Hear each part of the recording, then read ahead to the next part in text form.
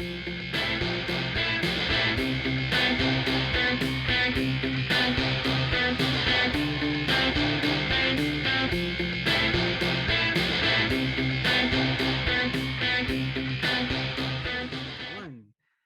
everybody, and welcome to the July 21st edition of It's Not the Ref, the Four Fans Talk Sports. We got a lot of names here. I've got Clark in Detroit. I've got Roland back in Windsor. He was joining us from Hawaii. Who says that we don't go to great lengths for you here on It's Not the Ref? And we got Brian, who's normally from Barrie, but he's out on the lake, right, Brian? Up in Smoke Lake in Algonquin Park. Smoke Lake. We are all world. That's all I gotta say. All world. All world. Hey, your loon is still here waiting for you to come up and take his picture. Oh man, don't tell that story. No, go ahead. Go ahead. Tell the story. I don't care. Well, I gotta tell the story. I've got a decoy. And the first time Guido came up here, I got a decoy just to mark where there's a rock. And he's out there and he's snapping pictures. He's got a beautiful camera. He's snapping. He's going, Brian, I got some great pictures of this loon out there. I go, oh really? Well, you can take some tomorrow, and then the day after. He's there every day, same time, same hour. And it's not a loon, it's a duck. Now that was a long time ago, Brian.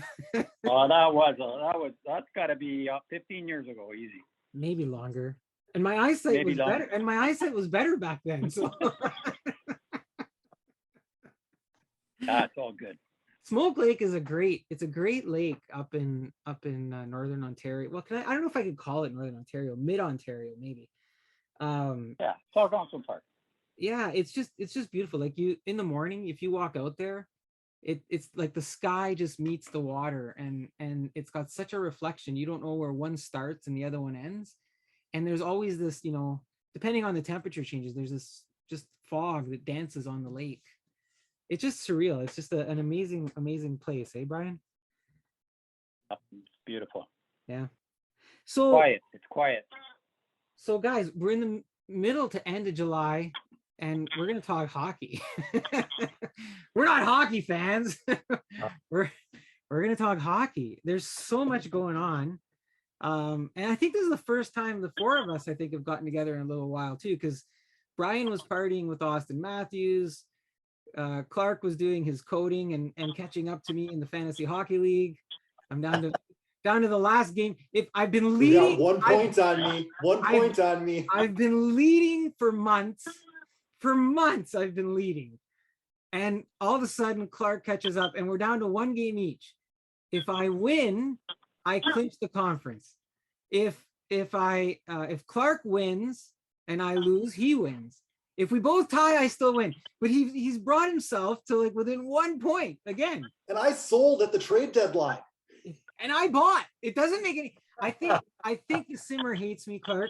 I think that there's something going on with the Simmer, and it just doesn't like the Quebec Nordiques, which is my fantasy. Well, Jenny's been griping about me winning too, because it meant that I passed her. So you guys are, feeling the same thing there. I thought she was going to catch me. I thought she was going to. I did too. Yeah, I thought Jenny's got the conference. She's coming up. That, and then I couldn't access anything for 4 days because of Rogers internet. Like coast to coast, Canada wide, Rogers goes for a, and I've got my Bell phone, but I'm trying to preserve my data for work purposes. So, anyways, I digress down the fantasy hockey league path. But yeah, we're gonna throw a few things out there because everything's going on hockey wise. Why don't we start, Brian? We haven't chatted in a while, and like I said, you've been partying with Austin Matthews, so let's start with the Leafs. Man, I'm not as optimistic as I once was for my Leafs. Their salary cap issues are catching up with them, and the biggest surprise for me was what they ended up getting in goal. Matt Murray is for me, it's a bit of a coin toss whether or not he's going to pan out. That injury / hot start, slow finish that scares me a bit. And then who else did they get? Samsonov. Samsonov. Yeah. So that's their backup. So I don't know. Something in the back of my mind is telling me that Soupy's going to have a stellar year with Edmonton, and it's going to be another missed opportunity for the Leafs. But aside from that, it's their biggest thing now is whether or not they're going to try to trade or dump Kerfoot and or Hall to make some room and get Rasmus Sundin signed. That seems to be the big challenge right now. But I think it's kind of same old. I think the Leafs will make the playoffs, and then it's a coin flip how far they go from there. I don't think they really improved at all. I would like to say, Brian, that Matt Murray did have a 2.55 GAA in 21-22 with the 2 games that he played with the Belleville Senators. So yeah, two games. I know. No, listen, I'm not making fun. Where's the Zamboni driver when you need him? He's a Stanley Cup champion. He's got Stanley Cup pedigree. I don't want to make fun of him. He did have a 3.05 GAA with the Senators last season. The year before, 3.38, and it's been a few seasons since he's been under 3 in the NHL. I mean, Samsonov, I don't know. He played 5 games in the playoffs, so had a 2.97, a 3.02 during the season. So who knows? He might end up being the starter. Well, to be honest with you guys, I think Mrazek was better than both of those goalies, and they traded him away. I'm kind of shocked, just like Brian. It's like Mrazek's hurt all the time too, but I'm surprised that they didn't do more in the goalie department. They could have gone. Maybe he waited too long. Maybe Dubas waited too long, or he didn't have money to sign, the ones he wanted. But that's what I think, Rolly. I think the salary cap is issues and the Leafs pretty much being drained by their top 4. Yeah. Once they pay their top 4, they're slim pickings left for the rest.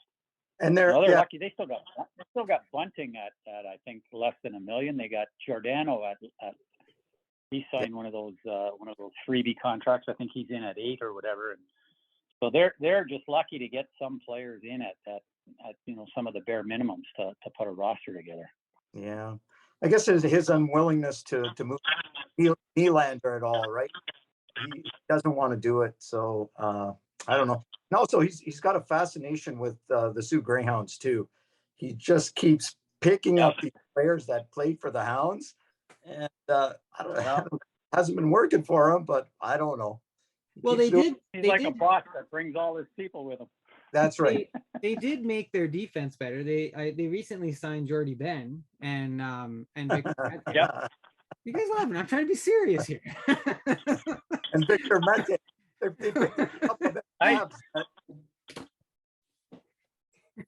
I think the Leafs, they've still got the scoring power. They still got their top lines in that, but I think they're gonna have nights where they blow out just because their front line's on fire, and then they're gonna get nights where they just get blown out because of their goalie situation. So you just described the Quebec Nordiques of the Detroit Fantasy Hockey League. That's my team.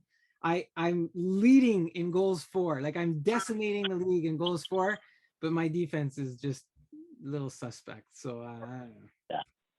They're kind of setting themselves up to be like Edmonton was last year, right? All kinds of firepower, put the puck in the net, but not a lot behind the D. So anyway, that's my take on the Leafs. I'm not sure if Mr. Dubas is finished yet. He's got a couple loose ends to tie up, and we'll see how he makes out. I don't know that he's got much left to do. I don't know what else he can do. He's got to get Rasmus Sandin signed. I think that'd be a mistake if they let him go. Yeah. Clark, the Detroit Red Wings. I just have one question. Because you're there. You're in Hockey Town. Can we still call it Hockey Town? And they still, they still use it as advertising, even though it's not at Center Ice anymore. Oh yeah. Yeah. I had some Little Caesars pizza the other night, which I hadn't had in a long time. Yeah, I was thinking of the Illiches, and I was like, I think I'm supporting the Detroit Red Wings somehow here. I don't know. Little My Caesars thing is with not good, but I still love it. my thing with the Red Wings is I'm so confused by the moves they've made. Like, are they going for it? Are they just trying to get by? So I think they made good moves. They made a lot of good moves. They are a better team than they were, and they're still in the Atlantic Division, and there are still 4 teams better than them. And so congrats, you moved up to 5th place in the division. That's kind of the problem of where they're at. I think one of the things that Steve Yzerman said was that, and I don't think he used these exact words, but he said he basically said they're done losing 9-2. That we're not going to have those games anymore. They are going to be harder to play against, and that's something that you get. You go out and get David Perron, who's one of those guys who everybody always says like, oh, you hate him when he's on, like hate him when he's on the other team, but love him when he's on your team. I haven't gotten past the hating him yet. So I feel a little bit gross about that signing, but talk to me in December and maybe I'll be over it. So they go out and get a guy like him. They go out and get a 2-way guy like Andrew Copp, and Copp's deal. I mean, I'll come back. I like Perron's deal. 2 years, yeah, sure. I mean, worst case scenario, he's a great deadline move a couple of seasons from now. Some contender will trade a ton for him then. But Copp probably would have liked to see that to be a 4-year deal. But you can. By the end of that deal, maybe you've got him shifted to wing. Maybe you've got Marco Kasper ready to take over as the number 2 center there. They really needed a real number 2 center, and they get that with him. So if it's a little bit of an overpay, it's not a huge deal. Ali Mata, I love that deal. I love bringing him on a 1-year deal that really helps the defense. Getting Dominic Kubalik, who Chicago just threw away, and is another great pickup. You've fixed, theoretically, obviously we haven't seen anything play out, but on paper you fix a lot of the scoring issues that this team had. And then as part of the be harder to play against, you've got Ben Sherratt, which I bet you guys have thoughts there. I hate that contract. I hate that contract. But at the same time, if I'm putting a smiley face on it, I can see how it works, because the Wings aren't going to be up against the cap in the next couple of years. So who cares if you're overpaying him then? And 3-4 years from now, theoretically, the cap is going up by then. And it's not as big of a deal that you've put so much money into this guy. So if it starts to look bad at years 3 and 4, theoretically it's not that big of a deal. And I've heard some people say a lot, like I just said with Perron, like he's one of those guys that GMs will always buy on, because like they want the tough to play against guy, and so there's always the possibility of flipping him when the deal starts to look uglier. The thing, Clark, with Ben Sherratt is that I don't know that you're getting Ben Sherratt, who played for the Montreal Canadiens in the playoffs 2 seasons ago, because the refs aren't allowing that. I know it took, I don't know how many minutes to get to the refs, but the refs aren't allowing Ben Sherratt to play the way Ben Sherratt played effectively. And we saw what Ben Sherratt is like in Florida when he can't play the way he was allowed to play before. He becomes kind of ineffective. So you've got a guy who can't quite play his style of game. He wasn't always the best skater to begin with. And now you got him at $19 million for 4 years at the age of 31. Of all the things Detroit did, that's still my head scratcher on that one. I'm like, and I can't argue with that.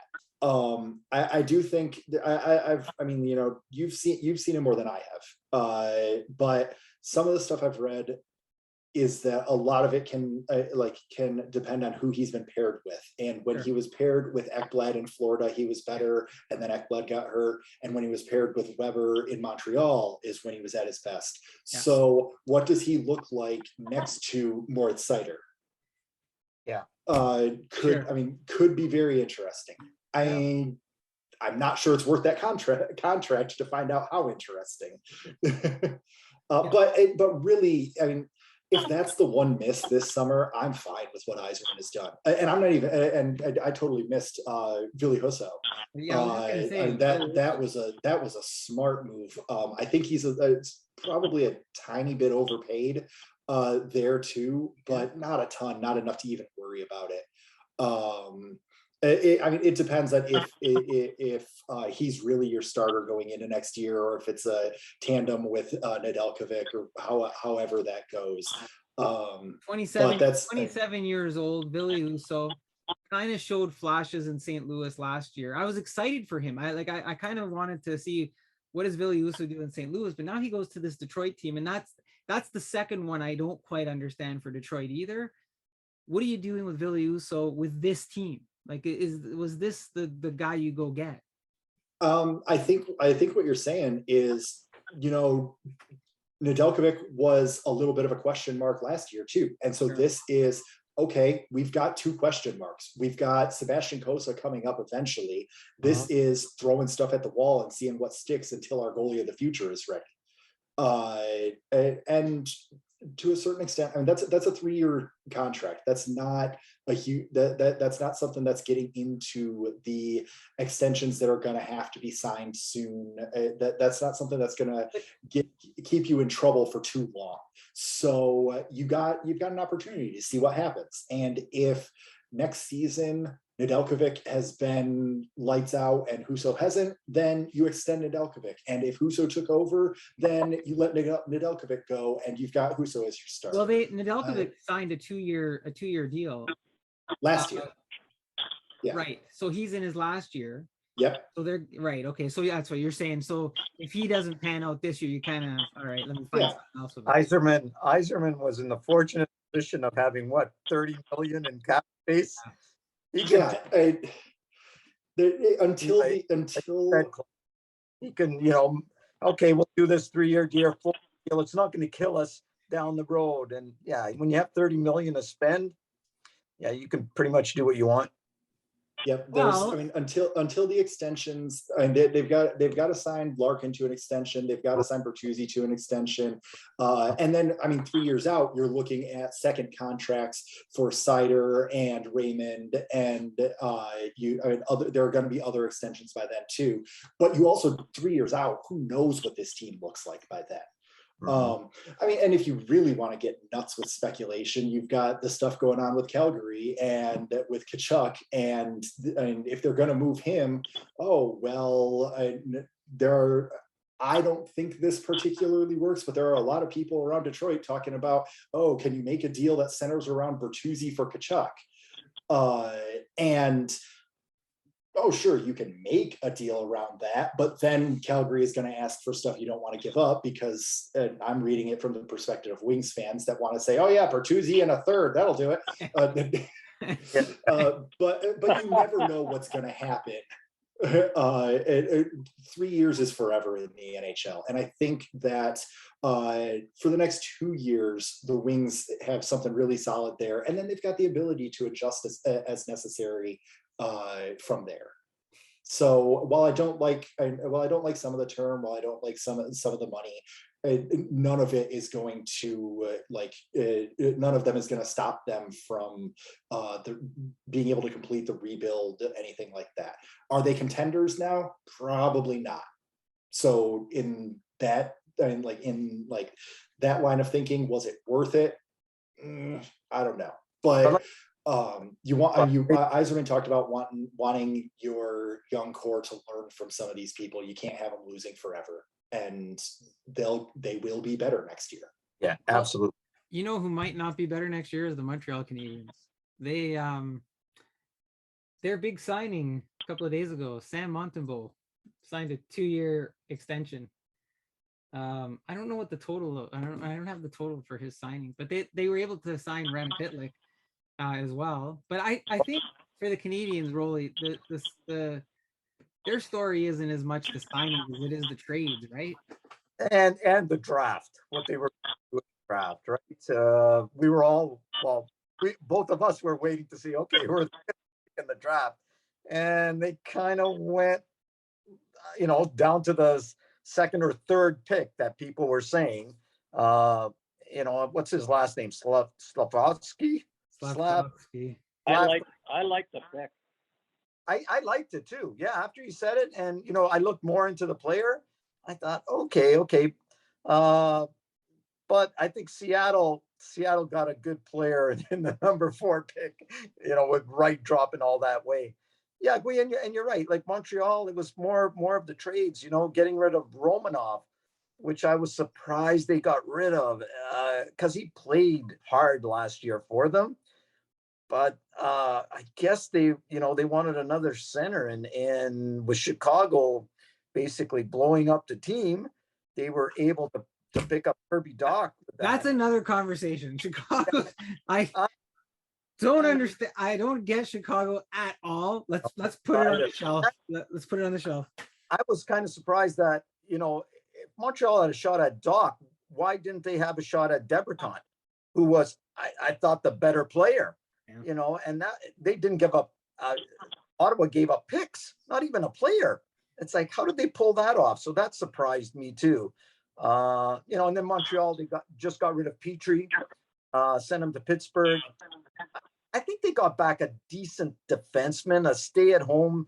Well, and he actually scores too a little bit. Matheson, I don't really know much about him, but he was really good when he started off with Florida and then kind of declined.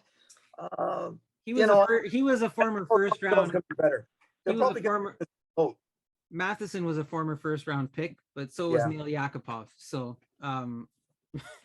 and so was Alexei Yashin, and I could keep going. What scares me about Montreal, because this was the first time they had a first pick. They picked Doug Wickenheiser back in the 80s, and they blew that one, right? They didn't pick Savard that went to Chicago again. They had a chance to pick him, and they didn't. They let him go. They went with a big center again, right? It didn't work out for them. Did you guys see the video clip of Shane Wright given the alleged death stare to the Montreal Canadiens team? He swears he didn't do it. Giving him the hairy eyeball? Yeah. I don't know. I wasn't there. I don't think so. He said he wasn't doing that. I don't believe he did. How they catch people. You got to figure he was major disappointed, man. He was being built up as either one or two, right? You're either likely going first, and if not, you'll go second, and then to not get it. Reminded me of the old draft day football thing with Kevin Costner, where the guy just sat there and waited round pick after pick after pick. But hey, Bri, three other teams passed on Shane Wright. Two other teams. So what did they see that we don't know about, or that the media didn't report on? Like, what is it, right? It's the desire or the heart or whatever. Like the skills are all there. Maybe that's maybe in the interviews and stuff, some of the other stuff, it's the intangibles. I don't know. What I wanted to talk about was the Calgary Stampede was supposed to end on Sunday, but it continues as players stampede off the team. Hey, you know what? I'm gonna say I feel bad for the Flames. I think Johnny Hockey there, Johnny Gaudreau, I think he went and done them wrong a little bit, I don't know. It just didn't sit well with me that he could take out a whole full page ad and thank them all he wants. It just didn't. Yeah, no, I think he's left a sour taste with him. You're right, Guido. Yeah, I think he's gonna get booed. I'm sure he left a sour taste, but I mean, you get these guys get drafted at 18 years old and don't get any say about where they go, and they go off to that team, and then they sign their first and their second contracts with them. And the minute they become unrestricted, if they don't re-sign with that team, how dare they not show more loyalty? He never chose to go there in the first place. I don't know. Yeah, I think the only thing, Clark, the only thing I think that differs. Tkachuk has said, I'm not coming back. Like he told them plain out, right? I'm not re-signing with you, so you might as well trade me. Whereas Gaudreau kind of led them on that he was thinking of coming back. And then that's bad business. I can't, Brad Trevelling, that's the GM in Calgary. That's bad business on his part. I mean, he should have seen the writing on the wall there. And I think, and how many people are saying like, oh, he did Gaudreau did them wrong.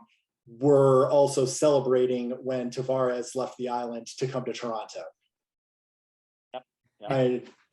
Everybody. I think Tavares did the Islanders wrong too, though, Clark. All right, then at least you're consistent, since you are all about the consistency. I'm just saying. Listen, and to your point, well, he didn't pick the Calgary Flames. He didn't get, but you know what? He made over $50 million with the team that he didn't pick, and he was there for. So he owes them more.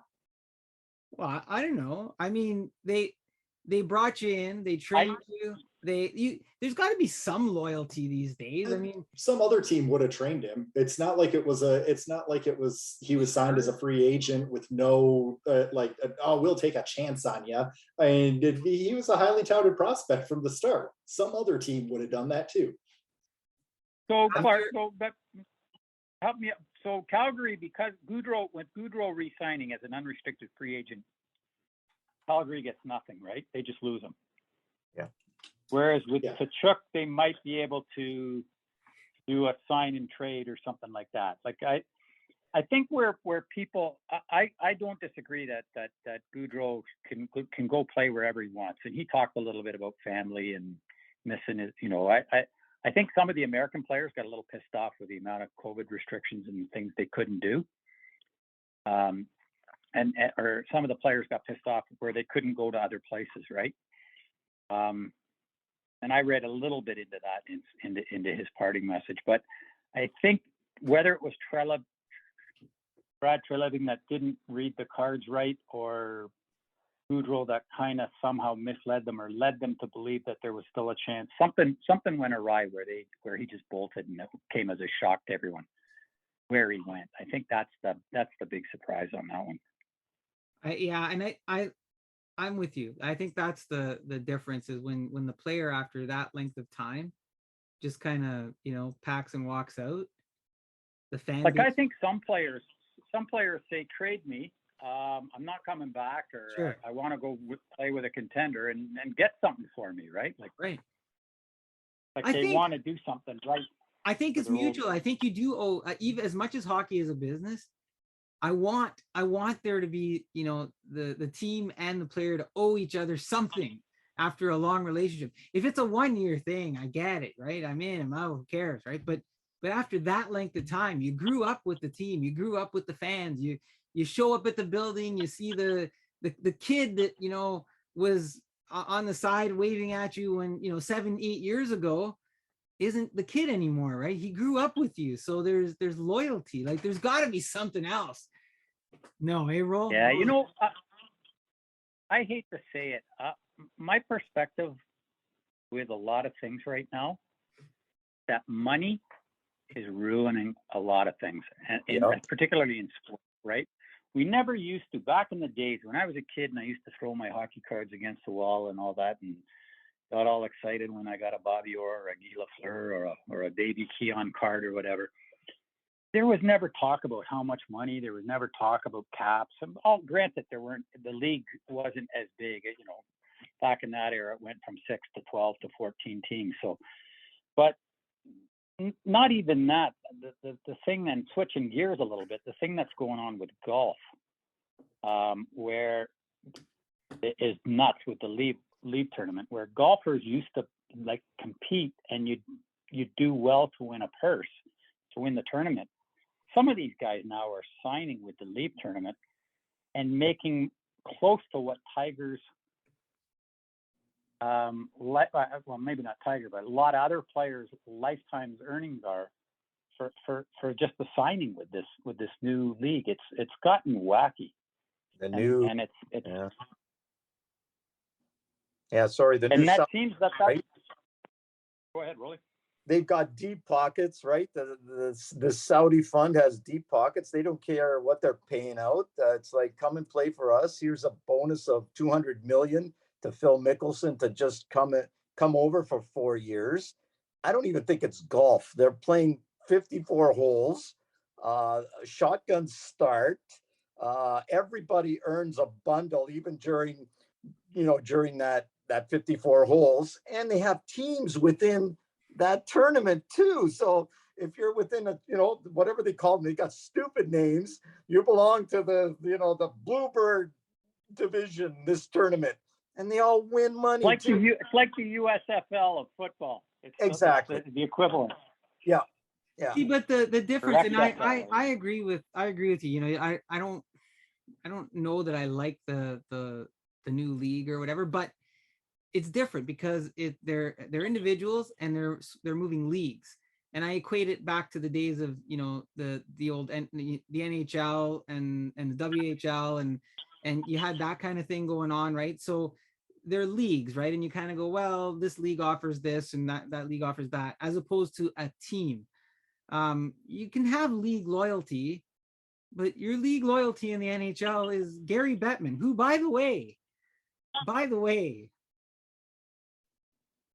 Gary Bettman decided that he was going to call out all the fans in the Montreal Forum for booing him. He does that every year. He does that every year. That's part of it's part of what he thinks is his charm. Yeah. That he gracefully takes the booing. Yeah. Anyways, it's to be expected. I think he would be shocked if he didn't get booed. I think you'd see a shocked look on his face. But that's the loyalty is to the NHL and Gary Bettman. I think I might consider going to a different league. But team wise, I thought team loyalty might be a little bit different. But you know what? We've been throwing the Chicago Blackhawk thing around a few times. What's going on with Chicago? Like, so you let go of DeBrincat, you let go of Kirby Dach. Like, are they trying? And Scotty Bowman walked away and said, I think they're going to make everyone happy. They're going to finally change the Blackhawk name, and they're going to call themselves the Old Timers, the Chicago Old Timers. Well, you know what? Are they trying to get away from whatever regime that they had with that whole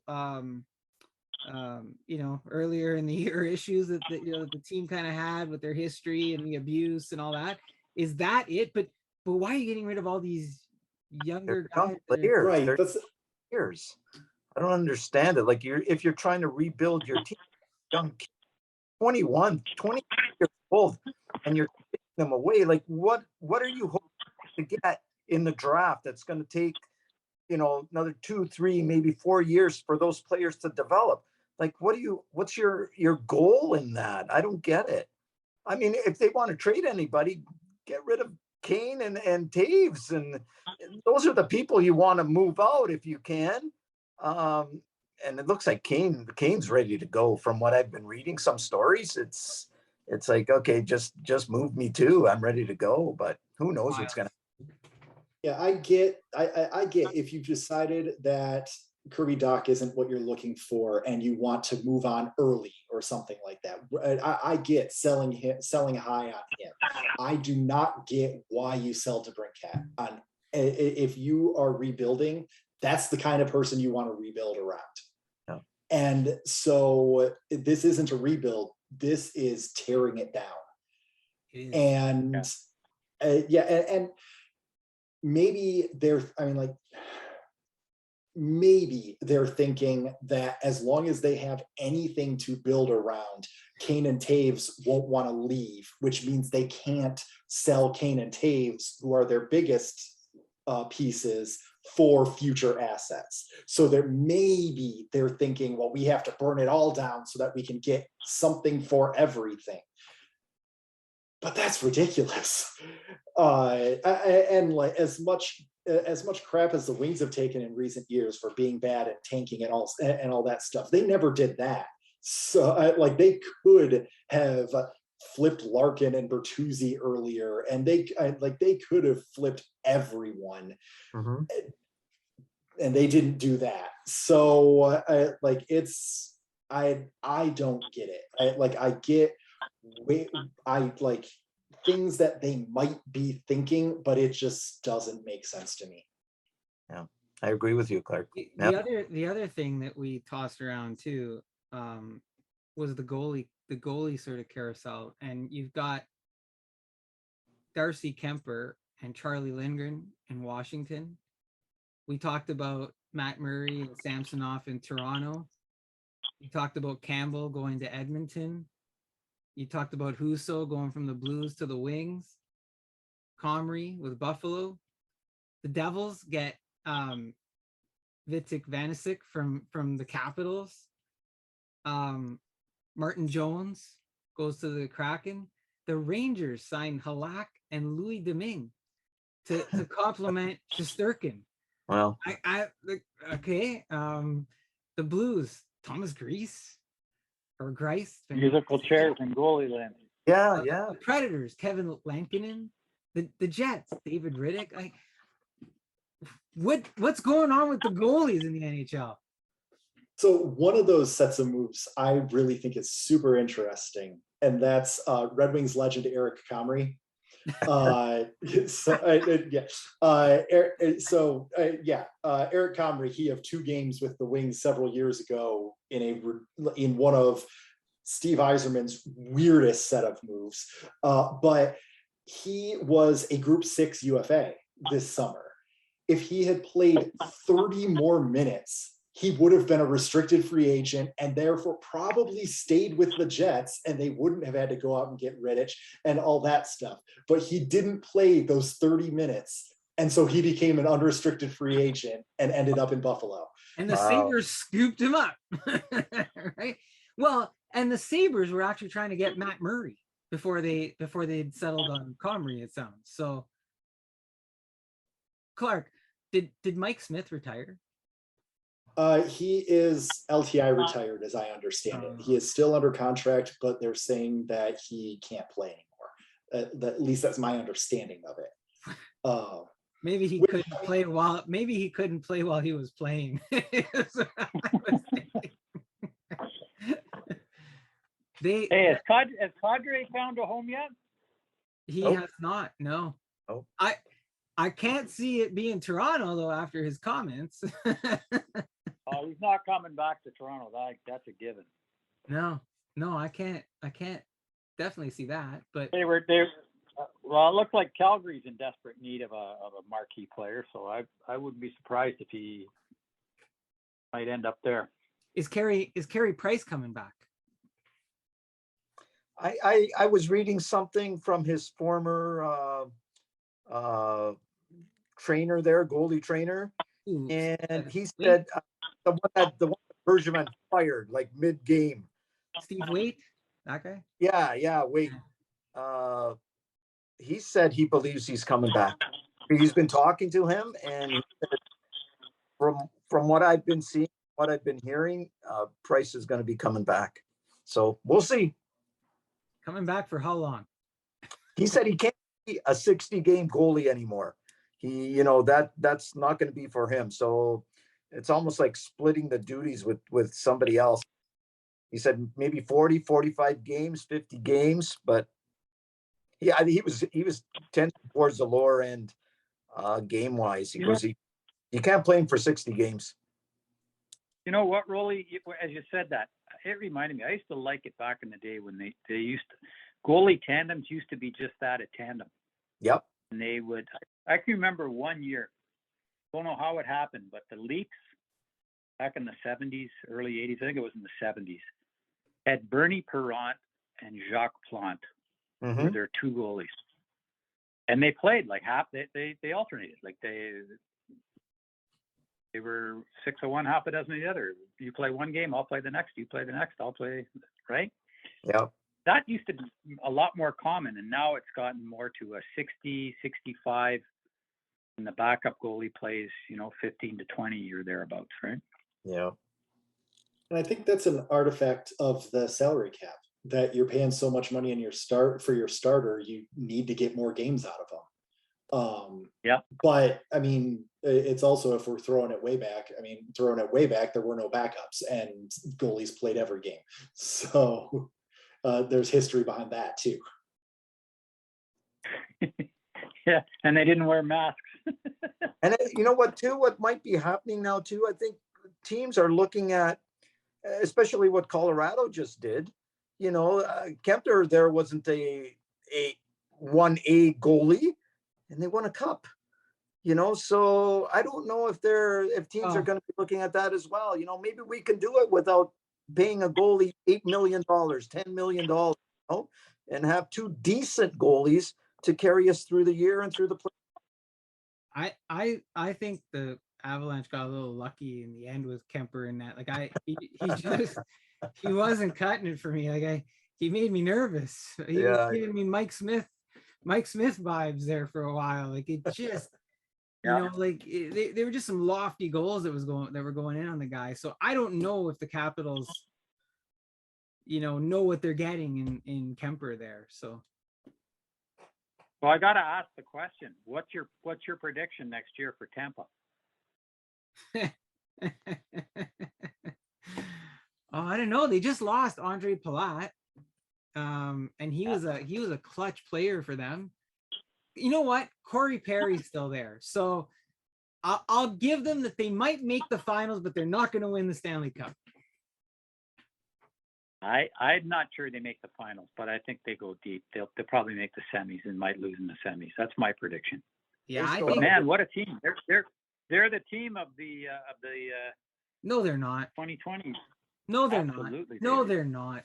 They're COVID Stanley Cup champions at best, and there's a huge asterisk on that team, and we know that there's a huge asterisk on that team because they were allowed to go exorbitantly over the cap during a playoff run and have more assets than any other team. We know that. Well, and then the season which every team in the league except for Tampa said they were cool with. Okay, still, it is what it is. Like, you know, I disagree with you wholeheartedly, Guido. I know you do. Teams I know. Make it to the final 3 years. COVID or not, if that's your argument, Montreal making the finals was useless because it was a COVID year. So you gotta have it both ways. Yeah, you're that's different, Brian. That's different. Not at all, Clark. You're not going to get me to disagree with you.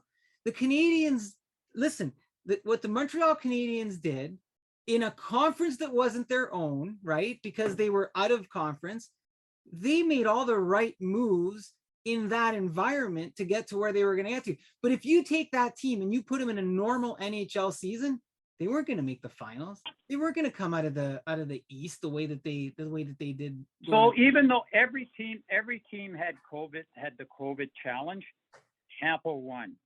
Then the next year where COVID was relaxed and hardly the same issue, they win again.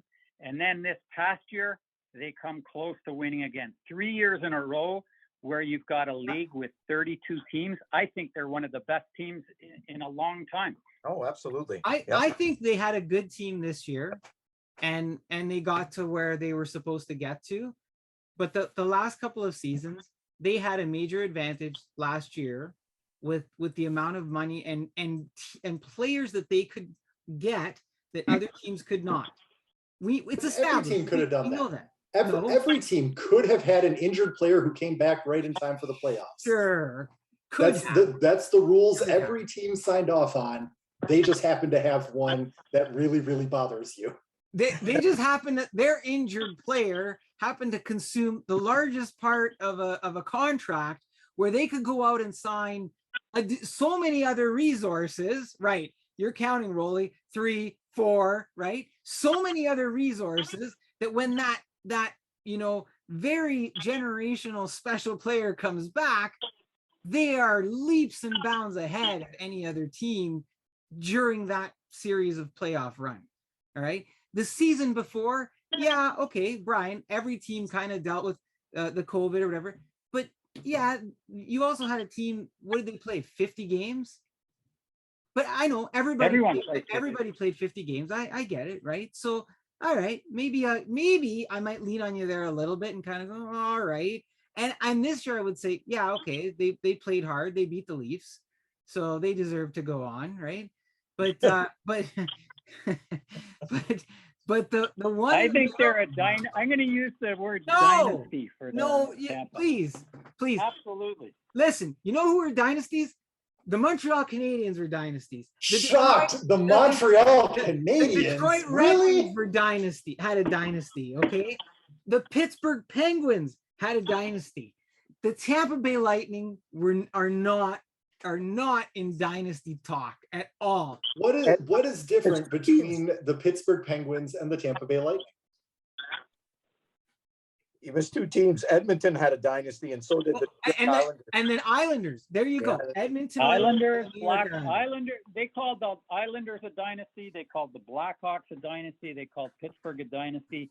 And for Tampa to win 2 of the last 3 and to make the finals in the 3rd year, I put them in the category of a dynasty. If we decide to modernize the term dynasty, I'll agree with you. But in the scope of what a dynasty used to be in the NHL, the Tampa Bay There were only Lightning 6 teams. are not a dynasty. Clark, you're enjoying my meltdown on dynasty, aren't you? I absolutely am. Yeah, that's why. Like, if you went with the term dynasty for Montreal and not based on the when it was 16, whatever, then the Leafs are a dynasty. We're at 6 teams in the 1970s, guys. The Canadiens had a dynasty. I mean, there were 6 good teams. Right, but hey, we were 18 million. Leafs are a dynasty, and they're going to win this year. The Leafs, Take Leafs it were a from dynasty. Nunzio and Woodbridge. Leafs are going to win. That You know Murray's going what? to come through. Even the Leafs at one point had a dynasty. It hurts me to say it, but even they did, right? The Blackhawks, I don't know that they. Yeah, I'm kind of on the line on them. Sure, dynasty for a period. Sure, I guess so. But Tampa Bay Lightning, that's not a dynasty. That's, you know what, they didn't trip over the blue line. Well, let me ask you something. Let me ask you a question. Tampa makes the finals next year. Would you submit that then they're a dynasty? 4 years of being in the finals, 4 years in a row. If they make it, If they make They're it, going to have to win. They're going to have to win. right. They have to win. And if they do it under circumstances that are not more advantageous than any other team, then I would say to you, okay, Brian, you're right, Brian, and they won. I'll bring up another sport too with football and the Buffalo Bills, and they made it to the Super Bowl 4 years in a row. Are they a They lost dynasty? every game. Nobody talks about the Bills. Yeah, no, I know. They never won. They never won one. Tampa won 2. That's the big difference. They won one. They won 2. Well, I know they can't raised. say- well, if they- No, if Montreal I know season they was raised useless the because it was cup during a twice. COVID season. No, I know they raised the cup twice, but That one doesn't count. it's tainted. Is all I'm saying. It's a tainted win. It's a tainted win. Oh, it's a good win. It was a great win. It was not. They were the best. They were the best of the 32 teams. All 32 teams had the same challenges in that COVID era. Now, to be fair, they've never been the best of 32 teams. They were the best of 31 teams. Yeah. So Brian, let's say you and I both have a Pinto, okay? And in your Pinto, you can put in an engine that lets you drive 30 kilometers an hour faster than my Pinto. And you win because you have the extra. Yeah, but you have the and same what- ability to Clark's point. You have But the I same don't. ability to put that No, engine in. You no, just but I didn't. don't. I don't In because fact, in this analogy, Brian came to you beforehand and said, I think it's dumb that Rolly put this engine in his Pinto, so we should stop it. And you said, no, go ahead, do it. So he went and did it. And now you're complaining about it.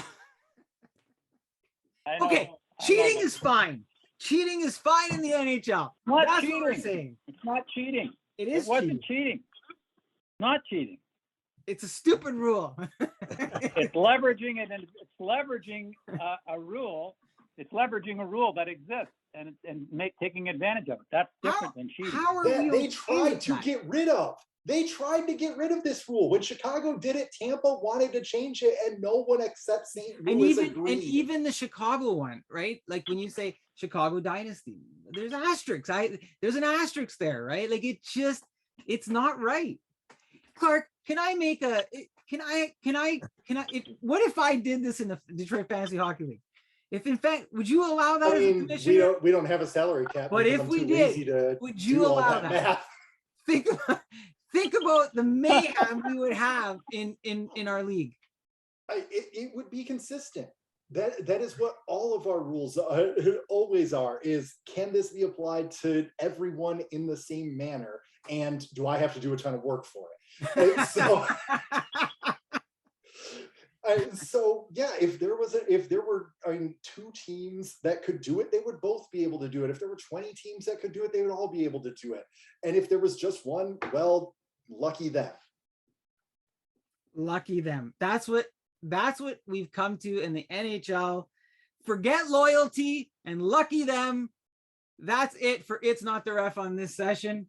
Folks, we took it to an hour because we hadn't talked to you in a long time. See you in the next one. You got Clark, you got Rolly, you got Brian, you got Guido. Take care, folks. Ridiculous.